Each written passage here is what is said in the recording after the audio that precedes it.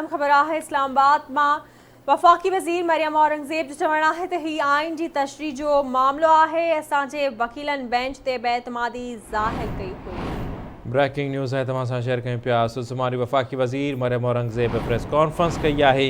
चवे थी supreme court जो फ़ैसिलो मुल्क में वधीक ॾफेड़ पैदा कंदो। शुजात हुसैन जो ख़त हराम ऐं इमरान जो ख़त जाइज़ आहे।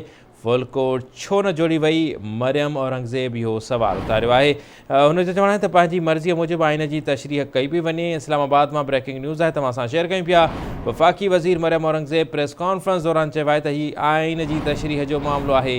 असांजे वकीलनि बेंच ते बेएतमादी जो इज़हार कयो ऐं फुल कोर्ट छो न जोड़ी वई? हुन जो चवणु आहे त शुजात हुसैन जो ख़त हराम ऐं इमरान ख़ान जो ख़त जाइज़ आहे। इहो ॿिठो मयार आहे। हुन जो चवणु त सुप्रीम कोर्ट जो फ़ैसिलो मुल्क में वेतर ॾफेड़ पैदा कंदो।